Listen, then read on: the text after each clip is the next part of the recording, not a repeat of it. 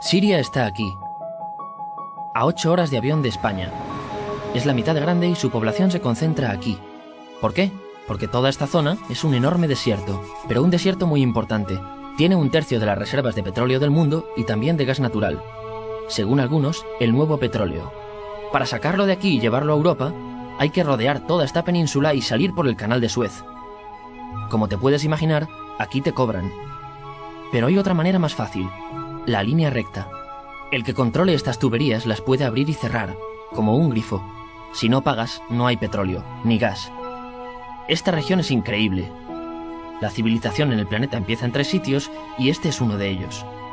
Mesopotamia, aquí. Sumer, que te sonará menos, pero es donde empieza todo, aquí también. ¿Recuerdas la Torre de Babel de la Biblia? La hicieron estos tíos. Egipto, aquí.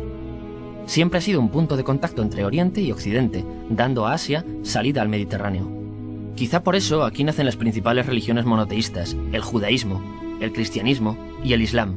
El islam es el último que llega y de hecho acoge a las 2 anteriores. Adán, Noé, Moisés, Jesucristo son considerados profetas islámicos. Bueno, al grano. Como la zona es brutal, todos han querido controlarla y siempre ha estado dentro de algún imperio. Los persas, los griegos, los romanos. El imperio romano termina partiéndose en 2 y finalmente solo sobrevive esto.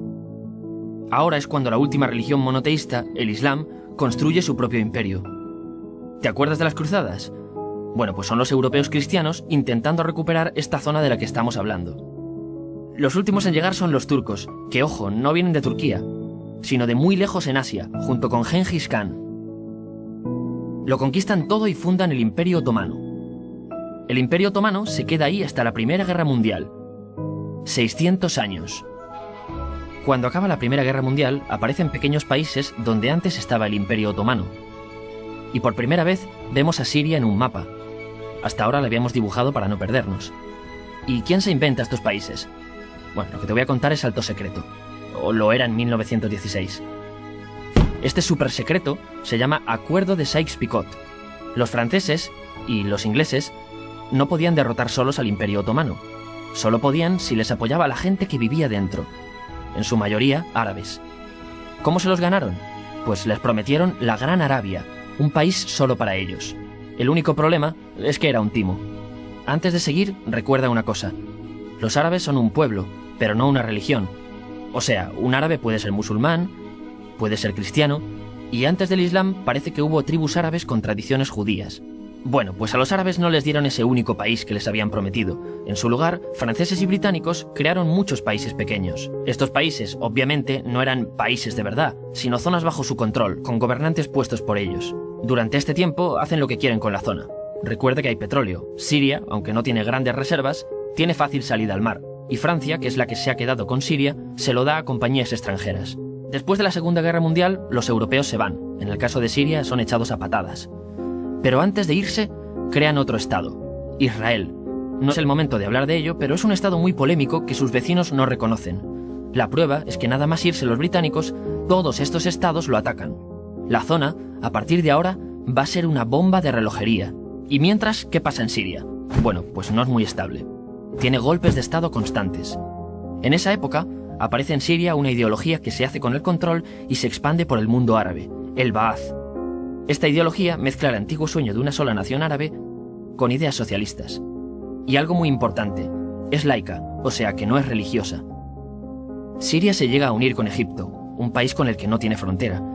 Pero no es algo raro, muchos de estos países intentan hacerlo también. Como recordarás, a esta gente se le había prometido un solo país y las ganas las seguían teniendo. Pero la unión falla. En este tiempo, Egipto les convence para nacionalizar el petróleo. En Siria, Al-Assad, el padre del Assad de ahora, se convierte en jefe del estado Ba'ath. En Irak, también Ba'ath, comienza a ganar fuerza Saddam Hussein. Las diferencias entre ambos países dividen a los partidos Ba'ath de otros países en pro-Siria o pro-Irak. Ahora ocurre la Guerra Fría. El mundo se divide en 2, o eres de Estados Unidos o de la Unión Soviética. Son años muy movidos en los que se pegan constantemente con Israel, invaden su vecino Líbano y comienza una oposición islamista al régimen Ba'ath de Assad. Los hermanos musulmanes. Vale, volvamos atrás un momento. Recuerdas que la mayoría de árabes eran musulmanes, ¿verdad? Bueno, pues dentro de los musulmanes hay 2 ramas fundamentales. Suníes, la mayoría, y chiíes. En el caso de Siria, a pesar de ser un estado laico, los gobernantes como Assad y los jefes militares eran chiíes, los cuales representan menos del 13%. En cambio, casi el 70% de la población es suní. Un dato curioso es que los cristianos son casi el 10%. Que los chiíes controlen el gobierno y ejército mosquea a la población suní, y ese sentimiento es aprovechado por los hermanos musulmanes, islamistas radicales suníes. Estos toman las armas en la ciudad de Hama, en contra del gobierno, y Assad acaba con la revuelta a costa de matar miles de civiles y encarcelar a mucha gente. En el año 2000, Assad padre muere, y le sucede Assad hijo. Ante las presiones, libera a muchos presos, trae internet y esperanzas de cambio. Hay un periodo de gran debate político y aparece la oposición. También vuelven los hermanos musulmanes. Los siguientes años son difíciles. Arrestan a la oposición. Y Bush incluye Siria en el eje del mal, y esto la aísla. Está mal visto negociar con Siria. Los kurdos, un pueblo que vive repartido por varios países de la zona, comienzan a protestar también. Hay represión y muertos. En 2011, te sonará esto, ocurre la Primavera Árabe. ¿Qué es esto? Bueno, es una protesta que se va propagando por todos los países árabes pidiendo más democracia. Como ves, el mundo árabe, a pesar de estar dividido en países, tiene tendencias generales. Cuando llega a Siria, Assad hijo termina usando el ejército y en los enfrentamientos mueren unas 1000 personas. Los enfrentamientos irán escalando hasta que se conviertan en guerra civil. No hay un momento exacto de inicio. Lo importante es que hoy en día hay numerosas facciones en juego. Vamos a verlas. Pero primero piensa en que todo está dividido entre chiíes, la minoría, y suníes, la mayoría. Chiíes, y además laicos, o sea, no religiosos, son el gobierno de Al-Assad. Controla todo esto, que si recuerdas son básicamente las zonas chiíes del país, y está enfrentado al resto. También mayoritariamente laico, pero suní, es el Ejército Libre de Siria, o FSA en inglés, junto con el Frente Islámico, que es religioso, y otros 70 y pico grupos más, forma una coalición que la prensa llama simplemente la oposición.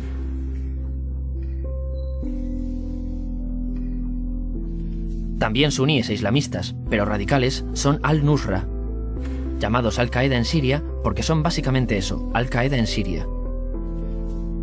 Otros islamistas radicales son el ISIS o Estado Islámico. Salen de Al-Qaeda en Irak, controlan la mayor parte de Siria e Irak y se han hecho famosos por sus atrocidades. Su objetivo teórico impacta a muchos. Es un Estado Islámico a lo largo de Asia, África y Levante. Aunque a ti ya te suena, ¿verdad? En naranja tenemos al pueblo kurdo, que recordarás porque el presidente Al-Assad lo reprimió, al igual que gobiernos de países próximos también lo hacen. Ahora controlan militarmente esta zona. Antes de terminar, repasemos los apoyos internacionales a fecha de octubre de 2015. Las fuerzas de Al-Assad son apoyadas por Rusia, que ya tenía base militar en el país antes del conflicto, Irán y China. Todos son países de lo que Europa llama Oriente. En contra de Assad, apoyando a la llamada oposición, luchan Estados Unidos, Turquía, Francia, Gran Bretaña y Arabia Saudí. Podemos terminar con algunas conclusiones. Te advierto que esto ya es pura opinión. Si recapitulamos, vemos que la región es estratégica. Por su situación privilegiada, todos la quieren. Siria siempre ha estado bajo el paraguas de grandes imperios. Piensa que hace 100 años la actual Francia era Francia. Gran Bretaña era Gran Bretaña. Pero es que hace 200 también, y hace 300 también, y hace 400 también. En cambio, Siria solo es Siria desde hace menos de 100 años, y solo se gobierna a sí misma desde hace poco más de 50. Además, jamás decidieron sus fronteras, se las impusieron. Europa dividió Oriente Medio a su antojo para controlarlo, diseñando países sin tener en cuenta su población. Muchos historiadores dicen que todo pueblo tiene la necesidad de manejar su propio destino, pero estos ingredientes que hemos visto juegan en contra de proyectos como la Siria Ba'ath, que encima usa la represión para mantenerse. En última instancia, lo que producen es una guerra civil. En este contexto no es extraño que aparezcan actores que se alimenten de la desesperación, el sentimiento suní de opresión y la visión de Occidente como invasor. ISIS usa la identidad árabe y la mitología de antiguos imperios. Cuando quieras entender el presente, pregúntate, ¿y el pasado?